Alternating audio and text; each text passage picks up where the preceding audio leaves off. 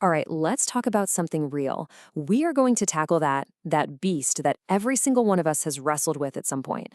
Yeah, I'm talking about procrastination. But look, this isn't about feeling bad or finding some magic bullet. No, this is about understanding the secret battle that's happening inside your own brain. Because once you get that, you can finally start winning. I mean, you know the feeling, right? You've got that big, important project just staring you down. And then, out of nowhere, you're starving. Or, hey, look at that, a new email in your inbox that absolutely has to be answered right now. Fast forward 2 hours, and yeah, the project is still sitting there completely untouched. This quote, "Hello, procrastination, my old friend," man, it just hits home, doesn't it? It's that same old frustrating cycle. Okay, so right off the bat, let's get one thing straight. This is not some personal failure. It is not a character flaw. Procrastination is, well, it's a deeply human experience. So today, what we're going to do is pull back the curtain and really see what's going on under the hood. And you know what the crazy part is? The real irony? It's that the feelings we get while we're procrastinating, the guilt, the anxiety, the shame, they are often so much worse than the work we're trying to avoid in the first place. Think about it. We put off a task to avoid feeling bad, only to end up feeling, well, even worse. It makes no sense, but we all do it. So, if we're going to get a handle on this, we have to understand what it really is. It's way more than just putting it off. We've got to look at the real mechanics of why we do this stuff, even when we know we shouldn't. And this just shows you how long this has been a thing. Get this. The ancient Greeks had a word for it, akrasia. It literally means acting against your better judgment.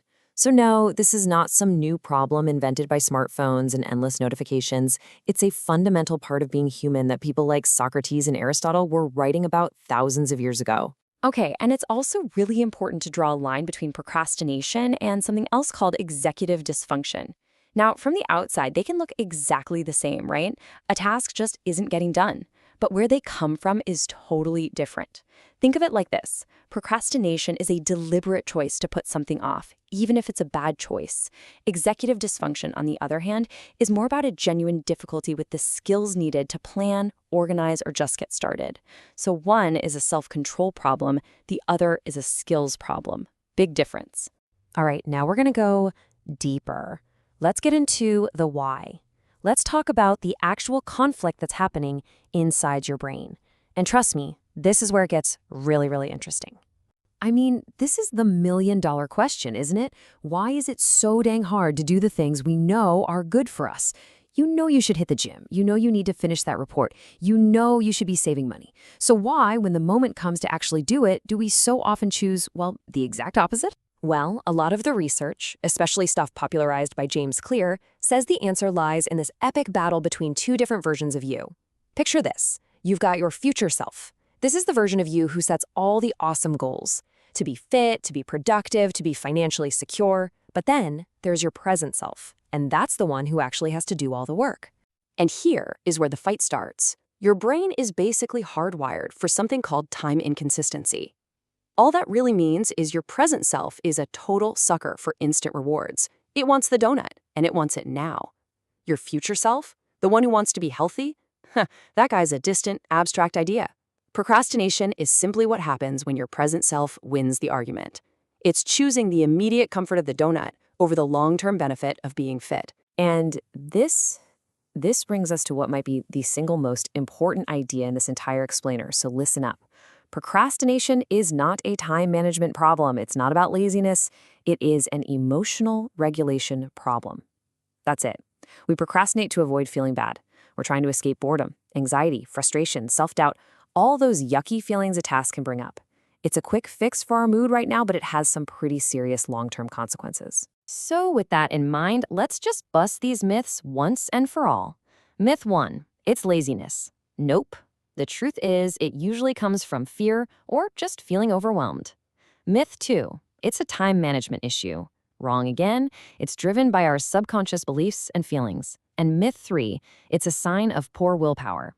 Absolutely not. You can't just white-knuckle your way through a deep-rooted emotional pattern.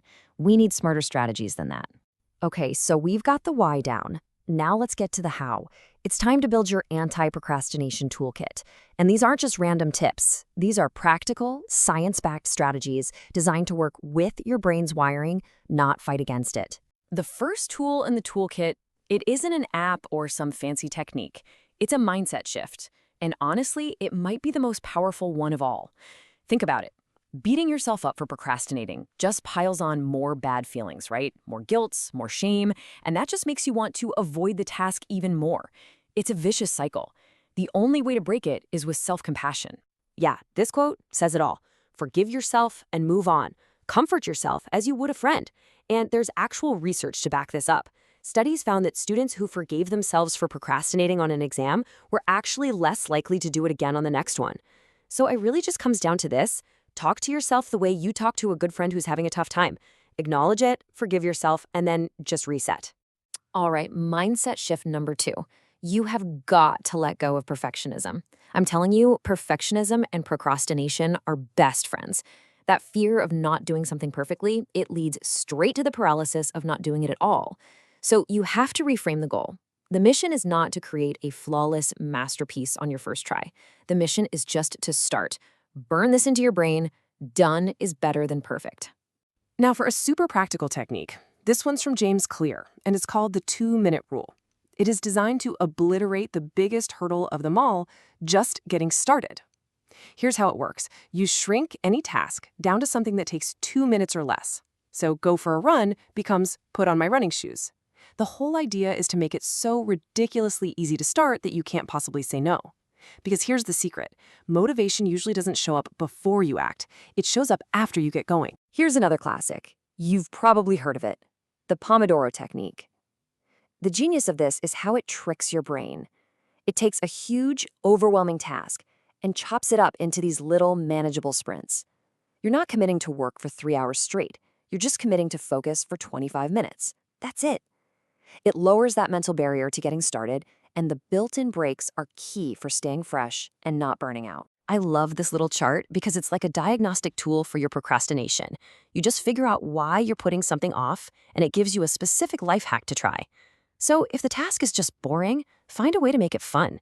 If it feels totally overwhelming, break it down into tiny pieces. If you're just distracted, well, get rid of the distractions. It's all about matching the right tool to the right problem. And hey, let's not forget that technology can actually be your friend here. You've got apps like Forest that literally turn focusing into a game. Then there are tools like Freedom or Stay Focused app that act like a digital bodyguard, blocking all those distracting websites. You've got project management apps like Trello or Asana to help you break down big projects. And even simple web-based timers like Tomato Timer make doing Pomodoros a total breeze. But, and this is a big but, here's a fantastic reality check from a user on Reddit. It's so easy to fall into the trap of productivity procrastination, where you spend hours and hours researching the perfect system instead of actually doing the work. Sometimes the best strategy is to just stop planning, close all the tabs, and go do the thing you're avoiding. All right, so as we start to wrap this up, let's bring it all home with what might be the most liberating idea we've talked about: progress over perfection. Look, the goal here was never to turn you into some perfect, flawless productivity machine. That's not realistic. The real win is understanding what's going on in your head, learning how to handle those emotional triggers, and just building healthier, sustainable habits that move you forward, even if it's just one tiny step at a time. So I'm going to leave you with one final question to think about. Don't worry about what you can do perfectly tomorrow. Instead, ask yourself this: what is one single thing that you can start and do imperfectly today? Because that is where the real change begins.